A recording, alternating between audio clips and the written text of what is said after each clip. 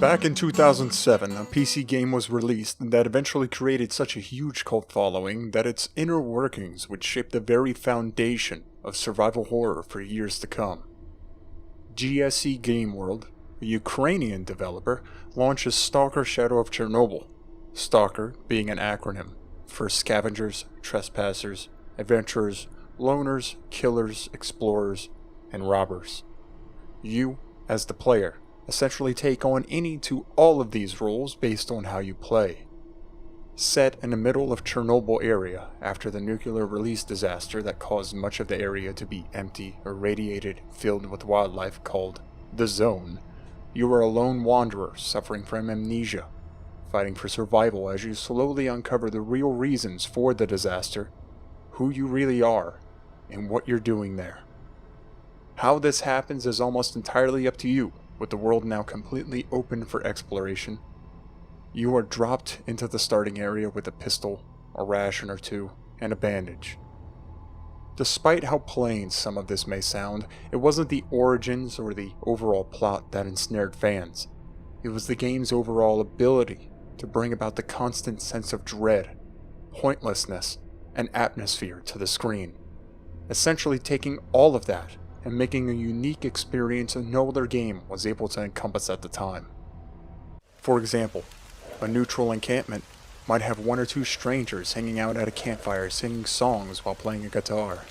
The rain pouring over their little hiding spot of a worn-down warehouse, the only thing keeping their spirits up in their war-torn hellhole being their noise and vodka. Or a bleak tunnel spanning several hundreds of feet, with the only light being a red emergency beacon spinning, giving the tunnel a very foreboding feeling. Sounds of unseen creatures or dangers echoing down towards you. Even the NPCs and traders bring you down, as all of them tend to treat you as someone who's going to die in the next 24 hours. They've become so used to seeing people come and go through the area and never return that death has lost the sting once held outside of the zone. Until you build a reputation as someone that actually can survive, the only thing that talks is money. But don't let all of this stop you from trying to have a good time. There's an entire list of factions that want you dead and mutants that want to eat you. None of them too kind. Even the environment wants to kill you with what are called anomalies. Dangerous parts of the area warped so much by the nuclear fallout and general now warped reality that it will literally tear you apart just by stepping into it.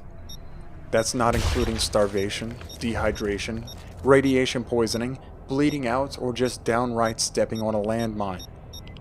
STALKER has become a beloved franchise, eventually having two sequels, Clear Sky and Call of Pripyat. Once news got around in 2009 that STALKER 2 was underway in development, the excitement and the fan base couldn't be contained. But no trailers or dates were announced for release until now. Eventually, games heavily inspired by STALKER were released, such as the Metro series and the now infamous Escape from Tarkov. But in 2020, GSC Game World has finally released a trailer for STALKER 2.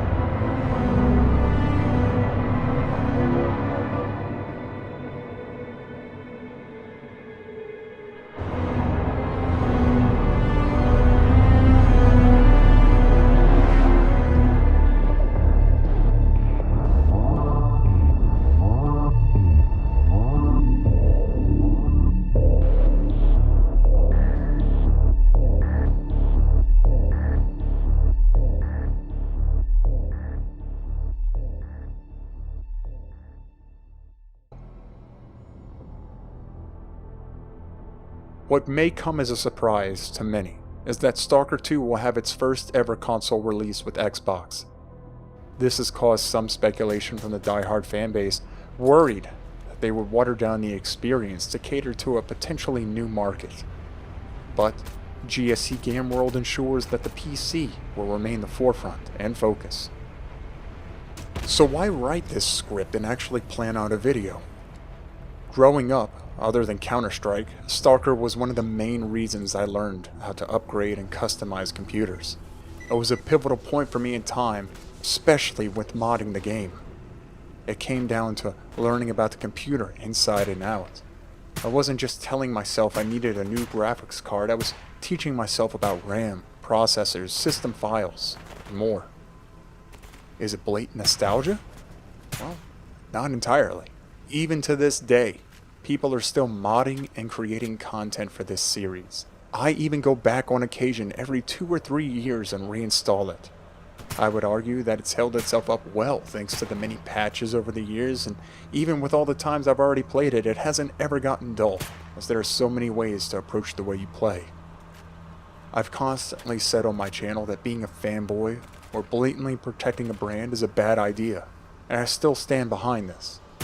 There's still a possibility, when released, this game will be a steaming pile of pseudo-dog turd, and the little hope in my irradiated heart will diminish. But until then, I will hold on to that small glimmer of hope, like the last remaining bullet I have left in my pistol. And hopefully, it won't be for the easy exit option. If you're interested in trying Stalker, the entire series is usually on sale for a considerably small amount via Steam or GOG, the entire bundle being around $5 during a sale. Or, if you don't mind a more difficult experience, Stalker Anomaly is free to play and download through ModDB.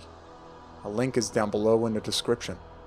It's essentially the entire game, plus the next 2 games, combined into one, but with a lot of performance enhancements and the difficulty ramped up quite a bit. And no, you don't need to own any of the previous games in order to play it. You don't even need to install it. As long as it's all in a folder, it will run. I hope you enjoyed my little ode to Stalker. I'm not used to making content like this, but if you have any questions, concerns, or even survival stories about your own zone experiences, leave them in the comments below. I would also like to give a shout out to Ivan Sorche, or Sorce, however you want to pronounce it. He's currently remaking the Stalker game from the ground up in the Unreal 4 engine. AI, skyboxes, textures, etc. And it's amazing. You should check out his Patreon. He has plenty of videos of his progress. People love this game series, absolutely adore it. And hopefully, one day you'll see why as well. Have a good one. I'm Babu.